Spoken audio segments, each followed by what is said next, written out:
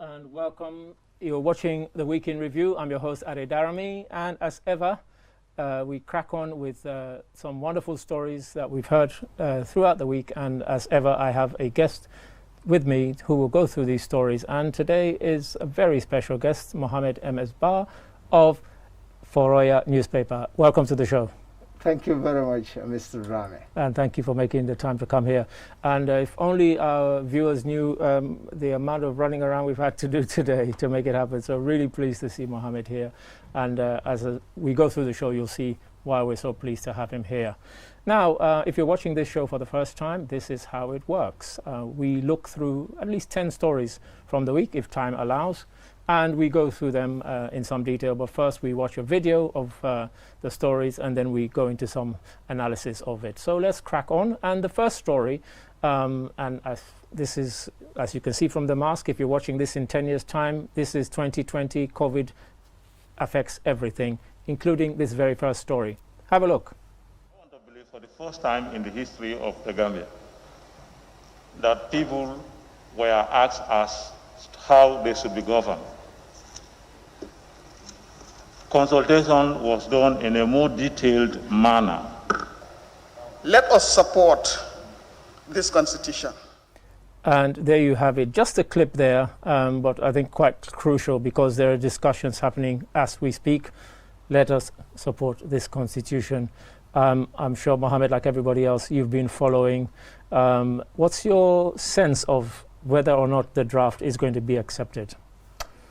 Yeah, I will start with to say the National Assembly has no reason to stop the draft constitution because this draft, as we said, is people-centered draft. Sure. A lot of consultations have been made, and then people give out their thoughts. If you read the CRC report, that's the report that accompanied the constitution, you'll see that many Gambians want this constitution to come on board.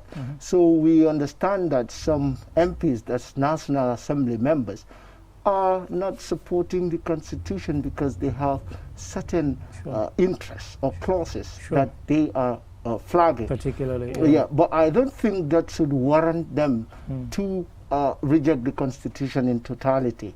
What they can do is, if the constitution is presented and then they are debating, they should flag those issues, and then along the way, because it's the people that they consulted, that's the CRC, and then they can flag it and then say, okay, these clauses are going to referendum alongside with the constitution. Well, that's the point I was going to make. Yes, exactly. Indeed. Yes. And then, instead of saying, okay, because of this clause it's not in the constitution, or if it is not changed, I am not going to support. Quite. That's totally a disappointment, I believe. I mean, you mentioned the fact that this is a constitution that's gone out and it's been consulted, even consulted abroad. Those MPs who are raising these objections, do you get a sense then that they are out of step with the electorate? Pretty much what you've just hinted. If you look at the MPs, some of them probably are talking based on personal interest. They are not even referencing, they are not even referencing their argument based on probably they did a consultation, or there are people they had probably a meeting with their constituent or so. What they say is, I'm glad you said that, because that's the point I was going to bring, and that's why I kind of mentioned that they're out of step with the election, because of all the ones I heard who raised objections to it, they seem to be raising personal objections. Not a single one of them said, I've consulted with my people and they don't like it. That's no reference. No. And the issue is also, I think there is an MP that raised an issue, which is the retroactiveness of the law, which is the counting of the president by a stamp. Quite.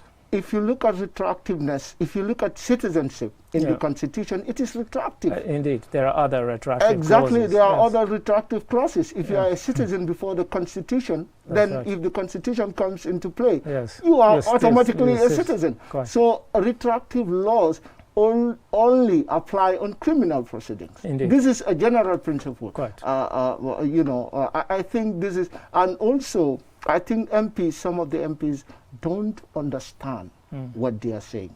And most of them probably don't do further consultation with the report. Sure. I think the MPs should take their time, go through the report, consult some of the experts. It's interesting you say that, because when we were watching it in the office, some of my colleagues actually said some of the MPs don't seem to understand which is quite amazing when you realize how long it's been out there in consultation. Everybody's been discussing it. Because of COVID, there were all sorts of lockdowns. They've had enough time to read it. Yeah, Surely there's no excuse for them not to understand. It is not. Actually, on the first reading, what they should understand is the first reading, what they should understand is to look at the merits and the principles, Sure. the merits and the principle or the objective of the bill. Sure. This is what you should look at, whether this bill worth our time as National Assembly members. Indeed. This is what you need to look at. This is first reading. You have second reading. Second You have and third third reading. reading. Yes, quite. So why are you just putting across as if you have something in you, or as if an external force is trying to push you to say what you are saying? Sure. And there was an MP that was also, I think, out of context, trying to, quote some of the clauses and saying it's borrowed from Kenya. I had a feeling you were going to say that.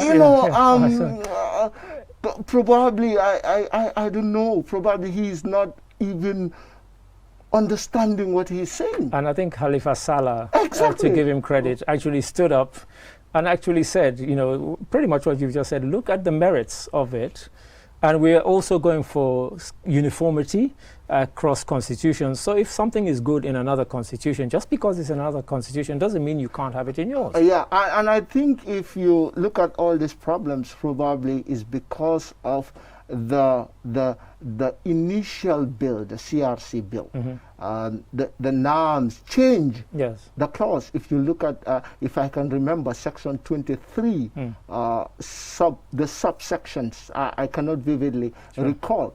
But it was saying this constitution, after going to the president, after bringing it to the parliament, they should not amend. Yes, quite. So I think, and now some of the MPs, according to our research and finding, we understand that some of the MPs that were not supporting that clause are now saying we should not touch the constitution. And it's a problem. So why not leave it there? And then if it comes, it is categorically clear. That's right. And I think the National Assembly also, it should not take time.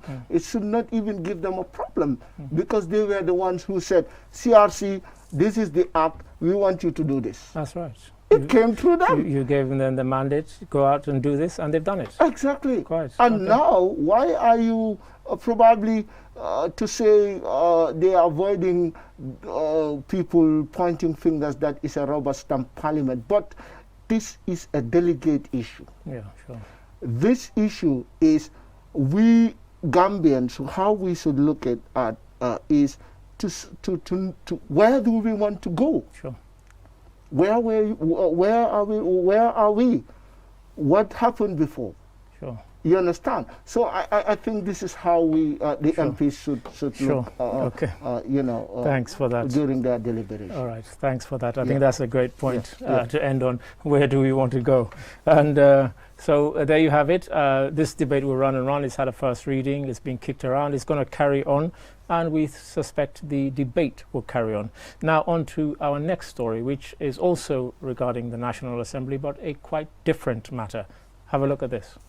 We should not allow this National Assembly to be associated with any history that will show that we are discriminating anyone. So, Honorable Speaker, I want to make a motion that the decision that has been made to be annulled and another decision be made by you right away to allow those media houses outside the gates to come in, and we place them wherever they should in order to be able to observe the distancing that is necessary. If we fail to do that, Honorable Speaker, the integrity of this National Assembly will be questioned. I think there you had it, Halifa Sallah saying the integrity of this institution will be questioned. Mohammed, not wanting to influence, what was your take on what happened with the journalists being denied entry? Yeah, first, probably there was a communication breakdown. The administrative of the National Assembly probably had a good intention initially. That probably is COVID-19 and then we should avoid it. But the way and manner in which it was done, I believe it was not the right channel. It was not the right way. I think probably they would have done a consultation with the Gambia Press Union first, because they are the umbrella body. And not only that, I mean, Parliament was in recess long enough for them to have considered, okay, what happens when we come back? Exactly. Rather than come back and then make an arbitrary decision. People turn up, people who had been covering, and all of a sudden they're not allowed in. It's such a disappointment. Probably the intention was good, but probably sometimes your intention is good, but the way and the approach, the delivery, the communication, exactly, was very wrong. I believe they should also understand the media has a very key interest, of course, on this constitution. Well, indeed. You understand? And then likewise the people. And the media, if you look at Section 207, Section 208 of the Constitution, which gives the media the constitutional footing to execute their duties and hold the government accountable to the people. And the legislative is an arm of government. And then the media is also important because they are the servants of the people. Of course. Yes. They are the platform where people will know what is happening in the National Assembly. So I think it was very important for them to have an initial consultation with Gambia Press Union. And then they put on modalities. If you look at the gallery, the gallery of the National Assembly is huge. It's big enough, quite. Up, down, come on. Quite. So I don't think there's an excuse. That one is lame excuse, and then they should rethink. And thanks for that. And as Mohammed says there, I think everybody's had a rethink. The speaker did say that she didn't want to be pushed into making an instant decision, but I suspect when they've had a talk, they'll come back and they'll make sure that they do the right thing, which is, as Mohammed said, is the gallery is big enough to accommodate everybody who wanted to be there. Thanks for that.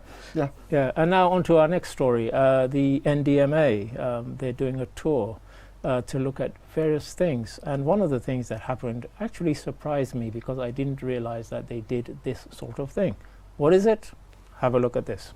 The National Disaster Management Housing Initiative started 4 months ago to support disaster victims in Kuntawul, whose houses were severely affected by floods and windstorms in 2017.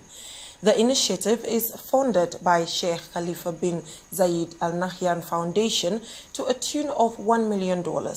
Currently, 23 houses are being constructed and 11 are done and the remaining are in the finishing stages. 23 houses being constructed. Now, very interesting, as you say, Mohammed, because I wasn't aware. I know they did all sorts of things, including, where there'd been flood, they would put up barriers and so on. What I didn't know, they built houses for people whose houses had been destroyed in floods and that sort of, and windstorm. Were you aware of that? I was aware of it briefly. I think it's a good move, but what Gambia should desist from is to depend on foreign aid. If you look at the houses, it's not an initiative from government. No, it's not. Funded from outside. What is stopping government to create a budget? Whereas the people, we obviously know that man or human nature is prone to disaster. You understand? So I think it's a good move. It's something that will enhance the life and livelihood of those that are there, but it's under the benevolence of someone outside. This is it. So I think government should learn from this and then move ahead to ensure that. And also sustainability is very key.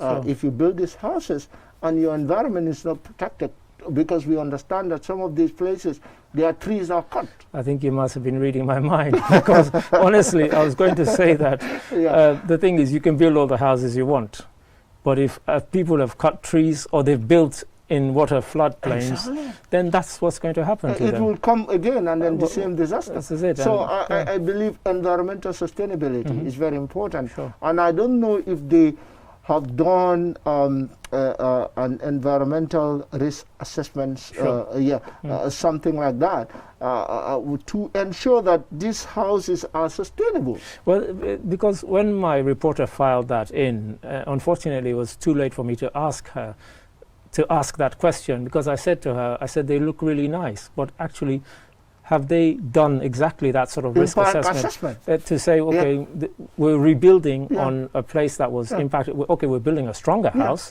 but we're still building in the same place that was flooded. Exactly. So it seemed rather odd to me. Yeah, and even if you look at the clip, you will see probably few trees. It's visible. So I believe it is important to also inculcate into the minds of those that are living there, you know, to help them ensure that there is a sustainable mechanism. Because if not, it is probably in the next year you will hear again another problem like the Woolies. If you look at the Woolies every year. If you look at CRR... And that's how that report ends. It ends by saying that unless we take certain action, we'll be doing this story next year and the year after and the year after. And obviously next year we will talk about it again. Okay. Yeah. Okay, now time for a quick break, quick commercial break. And when we come back after the break, the discussion continues, and yet something more from the National Assembly. They've been really, really busy. Don't go away. Join us after this quick break.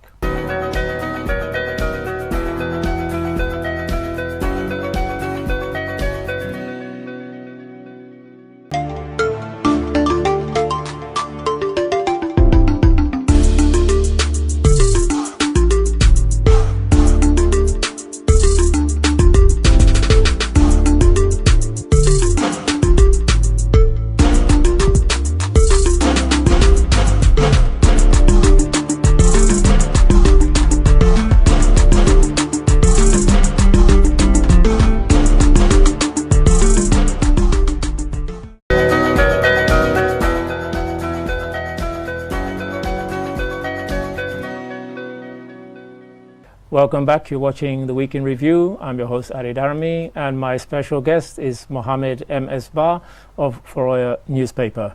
And if you are joining us, you've missed 3 very good stories, but don't go away. There are many, many more to come. Now, the next one up is, again, I mentioned before the break about the National Assembly. And this is the Women's Enterprise Fund Bill. Have a look at this clip. But that it has been worth the time taking to scrutinize every aspect of the bill. It's a dream come true, because it is one thing that we have been waiting for quite a long time. With this bill now, we can start advertising the advertisements for the Women Enterprise Fund, so women can start applying and then we move on. And as you mentioned, the Enterprise Fund for Women has been established for the economic empowerment of women, because as we all know, women entrepreneurs in the Gambia, the majority of whom are living in the rural areas, can't access bank loans because of all the conditionalities attached to bank loans. So as a result, we have come up with the Women Enterprise Fund to support them, make sure that they have access to microcredit. And this fund will not only be a loan, but women will be trained in entrepreneurship, and similarly they will also be trained in a livelihood skill of their choice, following which they will be given the loan. And the loan is going to be at a very low interest, wherein women can run their enterprises and pay very small. There you had a very pleased and excited Minister for Women's Affairs and Enterprise Fund Bill. I mean, empowering women. For me, it seemed like a really good thing and seemed like something that was long overdue. What was your take on it? That was my first word. It is long overdue. Sure. If you look at countries like Kenya, they've started it, and then probably women are doing great in the productive They have sector. it in Uganda as well. Exactly, Uganda in East Africa. So I think this started not this year. I think last year the vice president inaugurated this women fund. The fund. That's 3 million euros. which is 24 months. It's supposed to. And then $6 million is coming from government. Counterpart payment, sort of, sure. you know, for administrative and others. That's right. So what I believe is a good thing. Sure. For Gambia is a move, because if you look at the women fraternity, you know, according to statistics, women produce almost 70 to 80% of the local food we eat. That's right. And then, but the problem is, you see women toiling endlessly. Sure. You know, if I can say it that way. You know, women, they are in the gardens, they are in the coastal area trying to, you know, do some businesses along the coastlines. Yeah, selling they fish are in the market, selling fish. Yeah. And women constitute the huge chunk of the population. And they also constitute the huge chunk of the voters. Sure. So, and they make a politician to win. So what is the problem that women are not empowered? Yeah, sure. This should...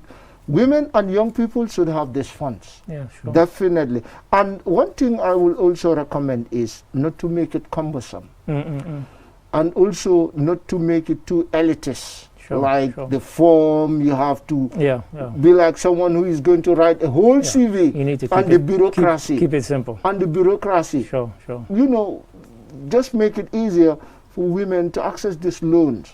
It's interesting you say that, because, I mean, again, you know, a National Assembly member might say, don't go and steal from Kenya. But exactly what you've said about the Kenya example there, they've actually kept it fairly simple and very straightforward. And in fact, at all the places where you need to go and get these loans, they actually have people who can help you through the process and then follow through to make sure that you're progressing. Because if you give someone a loan and then the person cannot manage that loan and then the person goes zero again, then they can't repay the loan. Then what is the impact of that loan? Yes. I think we have to also put that in probably government. Sure. And they have to also develop a policy that guides the implementation of this. Not only the bill, there should be a policy and a strategy. I think they're going to be held to that because the EU had said that, first of all, there needed to be a bill, and then they needed to be convinced that various safeguards were in place to make sure that the 3 million that they're sending was actually properly dispersed and monitored as well. So, and also it should be fair enough to be distributed to those that need it. Of course, yes. We should not also be like a cabal who will just like, which can happen quite easily. No problem, apply, don't worry, I will back you. So I think definitely, you know, Gambia, we should move ahead. You know, if such thing comes, give it to those that definitely needs it. Sure. I think that's a great point. Give it to those that definitely need it, and then, you know, we know what can happen in our countries. Party members end up being the ones who get it. So let's hope that doesn't happen. But thank you for that, Mohammed. And now on to another thing, which again is also very important for this country. This is our waterways. You know, we're surrounded. We have the Atlantic Ocean, and then we have a river running through the country. So this is very important. Have a look at this video, and you'll see exactly why this matters. The main concern is trawlers that are plying this small creek every time. Although every time you talk to them, they will tell you it's not doing any damage. But we have seen them have accidents with our boats, and it's not once, not twice, 3 times on 3 occasions. The third accident that we had here with them was with tourists inside.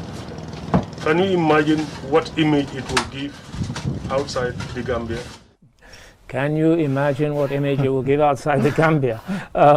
Yes, I mean, obviously we couldn't show the whole clip, but part of what we didn't see was actually officials saying that some of the boats that were shown to our camera had been told to move 4-5 months ago, but they hadn't moved. They were still there, and this lack of enforcement by our authorities, surely until we get that right, this is all just a waste of time, isn't it?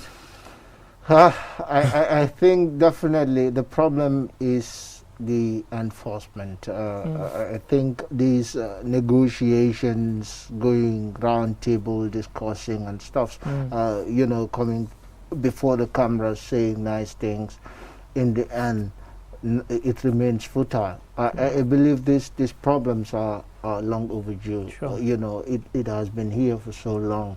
You know, even local fishermen will tell you the problems they encounter now. Where you can get fish, you have to go far miles away. That's right, yeah. to get fish, and also the problems with these trawlers. They are tampering with our mangroves. That's right. Which something serves as a breeding ground. That's something else that was in that clip. Yes, yes. Exactly. So this is a problem. So this ships has multiple problems. Sure. They are going to areas that they're supposed not to go to, and they are doing more harm than good. So now what the authorities should definitely do is to call the bull by the horn. You know, and then we don't want to probably throw stones on other nationalities that are doing it. But definitely this is the reality. Yeah, the government should definitely look into this. And then this is not sustainable development. At all. No. It's because it is jeopardizing the future, the generation. Yes. So probably some species will fade away, and then some of our kids, and then probably our grandchildren will not be able to get fish, and then we have to struggle to get the... And you start importing everything. Exactly. Yes. So it's a problem. So this is a natural resource that should be managed properly, and the implementation should not be compromised. Sure. Good point. Yeah. Good point. Yeah. Good point to end on. Implementation should not be compromised. It really matters. It's very important, and we hope government takes it seriously as it deserves to be taken. Now, this was a big name on the travel market. They went away, and we never thought we would see them again. But guess what? They're back. Who am I talking about? No surprises, but have a look at this. The new COVID-ready website will initially sell holidays to beach resorts and cities in countries on the UK government's travel corridor list, including Turkey, Italy and some parts of Greece. Further destinations will be added when government restrictions are lifted, alongside more hotels and other types of accommodation. It remains to be seen if the Gambia would be among these destinations, as it seeks to open its tourist season in October despite a surge in COVID-19 cases. When the company shut down its global operations last year, the Gambian government spokesperson confirmed that the country receives up to 30% of its tourists from the UK. 30% from the UK, of course, Thomas Cook, a name very well known here in the Gambia. You know, it's been said almost as a joke that many of these companies should have done what Thomas Cook have been forced to do, which is make themselves purely and online. Exactly. They didn't need lots of offices all over the world. And you know, the joke is that the biggest hotel chain, you know, these, they don't own any hotels. Uber is probably the biggest taxi company in the world. They don't own a single car. So why do you need to have big buildings? I mean, lessons to be learned? It's definitely a lesson to be learned. They went through a lot of hurdles, you know, bankruptcy, you know, probably some allegation and mismanagement and stuff. So, you know, the interest now, the Gambia will be happy to have them back, because if you hear what there was a time that I think the minister even said a huge number of tourists, you know, which is 30 to 45%. I remember. The tourists are brought by Thomas Cook, and not even tourists, even Gambians, of course, who come for holidays. I've traveled exactly. So you will be like, oh so no, let me just say, don't worry, Thomas Cook is here for me. So this is very important, and it's a welcoming news. You know, Thomas Cook coming back, and then we also want the authorities, not only Thomas Cook should learn from this, the authorities should not put the whole eggs in one basket. It can collapse again. We are not sure, but it can collapse again. But it's interesting, because you kind of touched on the point I was going to make, is that yes, Thomas Cook have learned from it. Have we learned from it? And are we making plans to make sure that this, exactly what you just said, doesn't happen again? That you kind of put everything in, you know, 1 or 2 or 3 companies rather than 10 or 15. Why can't the Gambia extend their terminals? Why can't the Gambia build a standard airport where, that can serve as a hub. We've told that that's what we're going to get, a sort of proper international standard airport. Definitely, we need it. We should not have just few flights. Gambia is a hub, is a hub. So why not we build up to that opportunity to ensure that we have a bigger airport, accessible, no more too much of bureaucracy, no levies, too much of levies. We've seen just recently the $20 levy. Yes. Some are saying they prefer going to Senegal than here. Right. So I think also some of the policies that they do, it has to be consultative. It should not just be government coming and then imposing. I think some of these things has repercussions. Sure. If a tourist, probably it's not our, it's not something, but I just want to touch on it, that if tourists, family are coming here, $20, that's huge. Yes, and then they would prefer going to Cape Verde. They would prefer going to other countries. And Gambia is a nice country. Well, I'm glad you mentioned Cape Verde, not me, because I get accused of mentioning Cape Verde every week. But it's true, because not only that sort of extra 20 when you're trying to get people back, who people are now scared to travel anyway because of COVID. Exactly. And then also they're worried about either they get quarantined when they come here or they get quarantined when they go back. So there are all these things to be taken into consideration. But generally, I mean, do you think it's a good thing that Thomas Cook is of course, on the way it back? is. It is a welcoming news. Sure, good. It is. Thank you for that. Thanks. And now on to our next story. When Parliament debated the other day, it would have been nice if they debated on this particular day that you're going to see here, but in fact they debated the day before. What am I talking about? Have a look at this.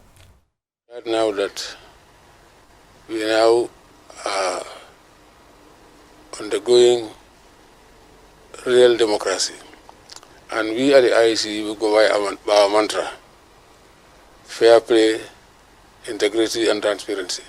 For his part, the chairperson of the Constitutional Review Commission, Justice Cherno Suleiman Jallow, called for attitudinal change, tolerance and respect for fundamental human rights. Democracy, may be considered an ideology by some, but it is one that is universally accepted in the sense that it allows the people of any particular jurisdiction to express their opinions with regard to how they wish to be governed. Ever since I came to the Gambia, I've been saying to people, I don't think Gambia is a democracy yet. It's learning how to be a democracy. A maturing democracy. Well, this is it. And you heard the chairman say that it allows people the sort of freedom to express. Express how they will be governed. That's right. Yeah, I think if you look at even the Secretary General, he made some statement with regards to information flow, accountability on this democracy, this year's democracy. So I think it's important. Gambia is like it's a maturing democracy, as you said. Our democracy is just is toddling, like that. It's a toddler right now. So I believe we should improve in transparency, in accountability, in inclusivity when it comes to policy. Like I think what is lacking is government is not including the relevant stakeholders in policy decision making, like using the HRBA approach, that is human rights based approach. Bottom top, you look at the national budget. The national budget is not citizen centered. No, of course. Which is also part of infringing on people's rights. Do you get the sense, and this is a debate that's across Africa, pretty much more and more, because we've seen what's happened in Cote d'Ivoire, we've seen what's happened in Guinea-Conakry. But do you get a sense now that more and more leaders and even National Assembly members in various countries, I'm not just talking about the Gambia, the debate is we elect you to serve, not to rule us. But they seem to miss that. once they get into power. They actually seem to think that they've been elected to rule people rather than to be the servants of the people. That's the problem in Africa. You know, I think what we should understand is, you know, the people are the principal, and then rulers or elective representative are agents to deliver those services. That's right. You know, to make policies on their behalf in consultation with the people. So which is not happening. That is why I even cited the budget, which is one of the most important policy documents. The most important, some might say. The most important policy document, because without the budget, it will never happen. So why not you also do your policies based on evidence-based? Well, some call it just office policy. Some call it copy and paste, as we may hear. So policies are very important in governance itself generally, because it makes it triggers development, of course, and then it also you know, bring people at the helm of affairs, because if you consult people, they will tell you what they want. Indeed, yes. I mean, it's interesting you say that, because many years ago I met a British MP who had gone to Sierra Leone.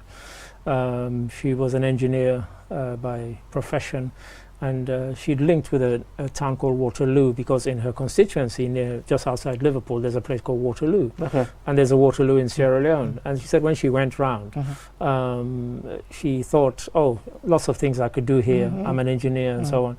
And she said when she was about to have the town hall meeting the next day, her husband, who'd accompanied her, said, look, I know you've got all these fantastic plans for these people and for this town, but have you asked them what they want? Exactly. That's perfect. And she said it stopped her in her tracks.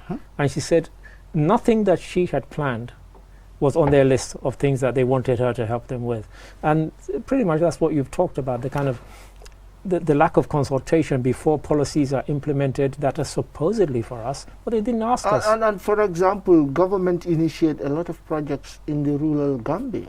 And then if you look at, even if you travel, probably you will see signboards, projects, rural development, blah, blah, blah. But if you go there, look at what is happening there. What's the effect? What is the effect of the project? So they will say, Mansakunda Letamu, Alelingurla, it's government who owns the project. Now they don't own it, because the problem was the initial stage. The development of the project, the crafting of the project. And most of the time what happened is 60% of what's supposed to go down goes technical meetings, you know, cars and what. Exactly. So 40%. So I believe democracy is not just about talking. It's not about just people having fundamental freedom to discuss, but people having fundamental freedom in the governance aspect, in the policy. They drive the agenda. So in as much as we don't have that way of thinking, that way of policy, that way of governance, then it will remain like this. You know, people will not embrace what government bring forward to them, because they are not part of what the design.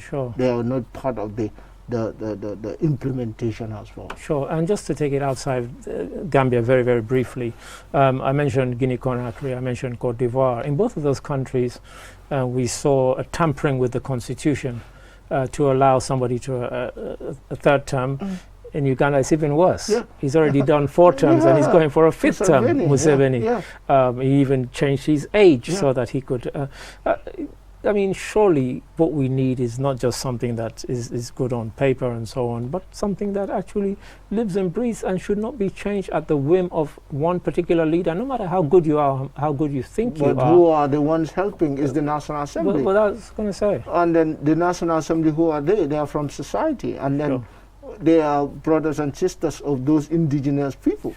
So, and they know the problems of those people. Probably sometimes it's self-interest. That's the thing, and that's the thing we have to fight every time. That's the bottom line. It's the bottom line. Self-interest.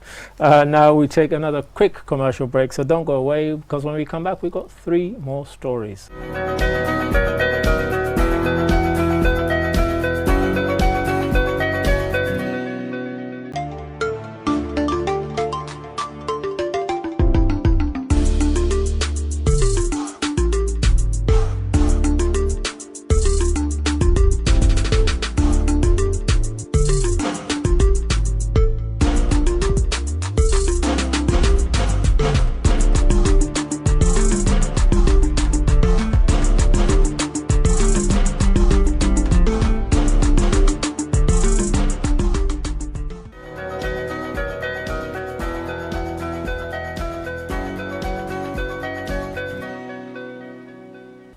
Welcome back. You're watching the Week in Review. I'm your host, Adi Darami. Having said that, next week I might send my older brother, and you might not be able to tell the difference when he's wearing this mask, but this time, believe me, it's me. And I have a very special guest, Mohammed MS Ba from Foroya newspaper. And as I mentioned before the break, we've got 3 more stories, so let's crack on with them. And this one brought a smile to my face. Why? Have a look. A team of Ghanaian and British researchers are trading farming ideas at Ghana's University for Development Studies. The team from the University of York are on campus in Tamale for a 6-month collaboration with their West African counterparts. Their work focuses on the potential for small farmers from the Economic Community of West African States, ECOWAS, to be future suppliers of produce to the UK. The network is simply to look at how to bring the ECOWAS region together to produce and export to the UK markets, says Dr. Akudugu, the lead local facilitator for the Ghana ECOWAS Food Systems and Export Network. Now you'll realize why that brought a smile to my face. We're talking about ECOWAS. We're talking about post-Brexit and whether we might be able to feed Great Britain, the United Kingdom, once they leave the European Union. How realistic is that? I hope my laugh doesn't give it away. Yeah, West Africa. I think the Europeans are very intelligent when it comes to knowing what they want. I think in West Africa, this would have been. I know Ghana has a potential when it comes to producing local farm inputs and local farm produce, as well as rice, because we just recently hear from the Deputy Agriculture Minister saying that in 2023 Ghana will not import rice anymore. That's right. I was looking at I was doing a research in Ghana, and then you can realize that they just have few percent to meet that demand. Yeah, exactly. Yes, so they have a higher percentage. Even Senegal is trying. They are on top of the list. But looking at the UK trying to come to Africa and then trying to open its doors to their market to ECOWAS, it's something welcoming. But what I'm saying is, why not we settle our problems first? Which is, why not we connect ourselves first before going outside? Which is why I said this brought a smile to my face, because we've been struggling to actually link up amongst ourselves in the ECOWAS region, and yet now we're talking about quite an ambitious project, and Brexit is about to happen any moment now. Yeah. We're not in a position, surely, to do what is being talked about. Definitely, I think, and then no country within West Africa will tell you 100% we are producing all our products. No. So what we should try is to ensure that we have an agenda for ourselves, within ourselves, how we can trade amongst ourselves. Look at Gambia. Gambia, where are they importing rice from? Yeah, exactly. It's not within West Africa. That's all. From China, Senegal, the same thing. And then other countries. So we should try to see how best ECOWAS can meet our demands first before supplying others. If you have a house, before you supplied another house, take care of your own. Your family. Correct. So I definitely think that we should rethink. Ghana should definitely think. Probably this can even deter their vision to meet no importation of rice. I mean, Ghana are leading it, but apparently all the other ECOWAS countries have signed up to want to be part of it. And we talk about food insecurity. But your house. Build your own house. Put your own house in order. Thanks for that, Mohammed.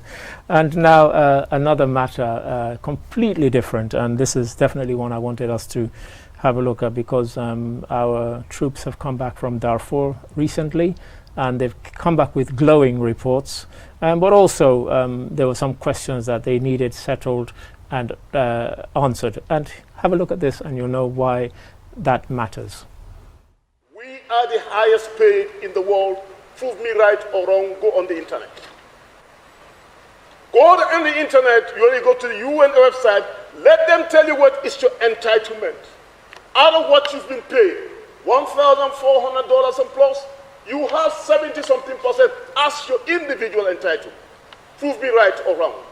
I mean, weapons and other things, that all put together gives you a figure of 1,400 or something. We are paying you 90%. What an exceptional privilege. I felt I should clarify that because I'm talking out of what? A position of strength, having served at the United Nations. There you have Yakuba Drame, the Chief of Defense Staff, talking to his troops there. And Mohammed, as you heard there, this is a thing that's come up before where the troops were disgruntled, dissatisfied, but not this time.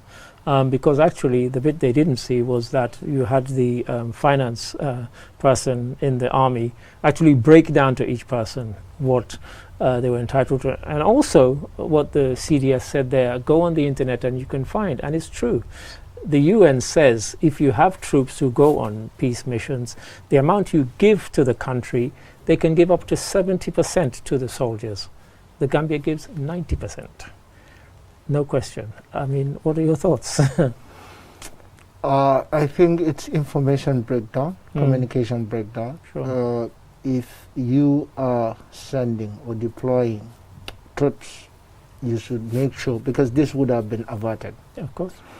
If you know that this is on the list, this is what I think that is why we say democracy. Sure. We say accountability. We say transparency. Yeah. You know, even most of the time, what happened in the Gambia or Africa at large, if you supposed to attend something like, oh, if you are deployed to do one or two things, you don't even know. You don't even know what is your entitlement. You don't even know how much you get. What are some of the benefits? All you hear are rumors. Rumors, exactly. They will just say, okay, go there, go here, go there, go there. So I think we should learn from this, especially the Gambia Armed Forces and all the security apparatus, to avoid such kind of, such kind of misunderstanding. You know, these people, is their right to know. So prior to deployment, you should make sure there is a list. Sure. You know, this is what you will have. You know, some will even tell you that we don't know when we are coming back. Yeah, I mean, what was good about this was that he did it in an open manner. He didn't just do it to the soldier. He actually invited the media and said, look, come and cover leadership. this. Exactly. That's leadership. I think he's doing good as a CDS, and then this is what we expect of a leader. Probably, you know, they have to learn from this, you know, to move forward, to ensure that before they go. And then also, there is something that I want to bring in. You know, if you look at the Constitution, I cannot exactly say the section, but the troops should go to the National Assembly. Sure. And it should go through National Assembly approval. Sure. Where they are approved by the National Assembly. That's right. It's a problem. So I think we should not also be joking with the Constitution. We should not be abrogating. We should not be probably violating the Constitution, because it states you have to go to the National Assembly. That is a problem, and we've seen recently another troop has gone. That's right. So I don't know what the National Assembly also is doing about this to revert or to avoid such problems. Yes, I don't think they're doing very much, because at the moment, the 97 Constitution, it's still the Constitution. Exactly. So until it is repealed or revoked, it is still the Constitution. And you can say it's unconstitutional. Yeah, quite. Yeah, it's unconstitutional. And the National Assembly can even say those that went will not be paid. Sure.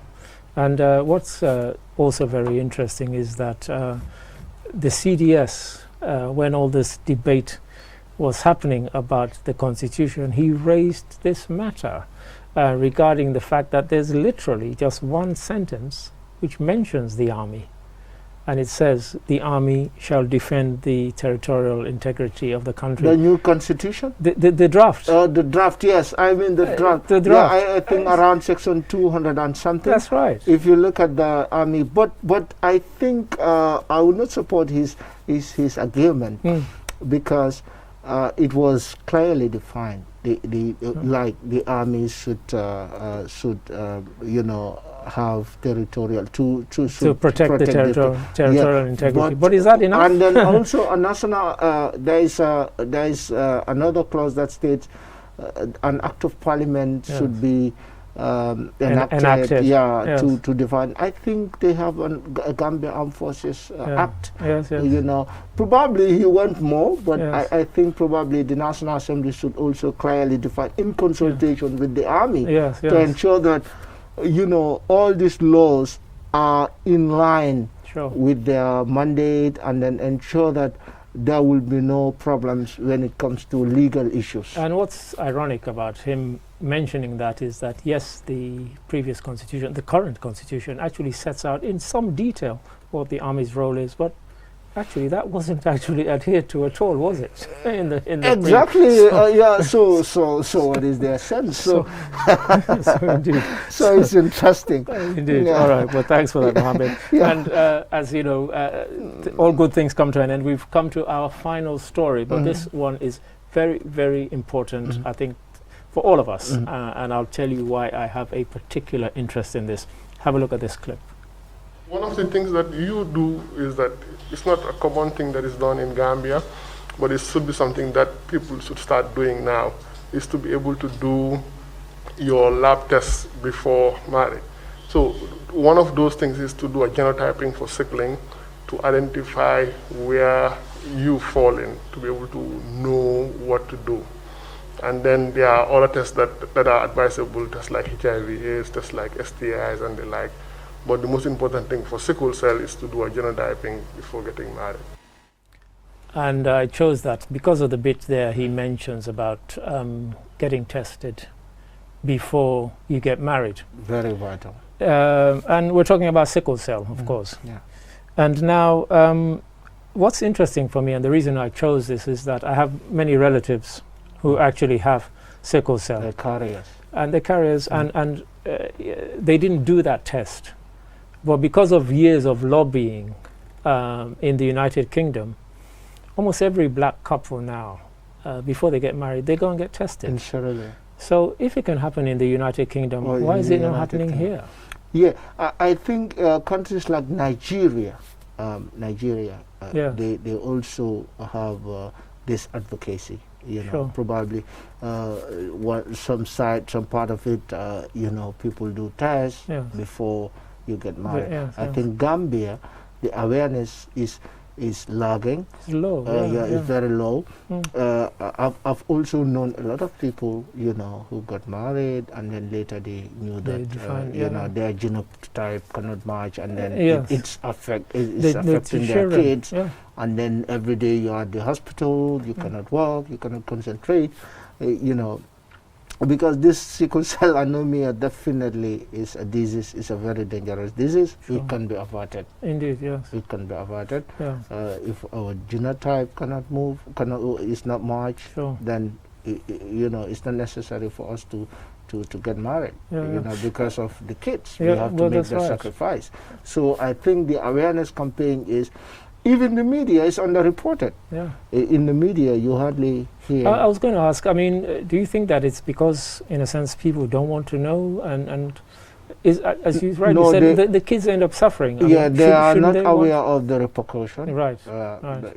Probably, sometimes perception, you just believe that everything is God, everything is God. But sometimes you have to do extra efforts. That is why we have people who understand issues, and then God also give us scientists, of course, who will discover these things and then tell you this and this you're supposed to do to avert it. So I believe in the Gambia, the media has a role to play, the civil society has a role to play, and then even the health personnel, they should champion this. They should also try to get more platforms to discuss on these issues, so that because perception is very hard to break. If you look at Albert Einstein, he said it's easy to break an atom than perception. Yes, so indeed. it's easier to break an atom because atom probably, if you use something that is more powerful than the atom, is easily broken. But perception, it goes hard from generation to generation, and then it is something that is deeply rooted in you. So before you changes that, it's a problem. So it takes time. So I believe with sensitization, with educating them on the repercussions, I think it will definitely help. So, sometimes I feel sorry for the kids. I really know friends, even friends who has it. So I have many cousins who have it. So it's a problem. So I think definitely. Thank you, Mohammed. And that brings us to the end, as he says there. And what's ironic about all of this is that the person who discovered sickle cell was a Sierra Leonean doctor serving with the British Army over 100 years ago, Henry Beale Horton. And so really... An African is Sierra Leonean. and now, what an irony. Now, Africans are not that aware. Now, the awareness is, oh my goodness. But I really just want to thank you for being a wonderful guest. Thank you for some excellent insights, and really appreciated you coming here. And really, as I said, all good things come to an end, and this is the end of this week's show. But don't forget, join us again next week, same time, on The Week in Review. And this is your host, Ali Darami, saying thanks for watching. Goodbye for now.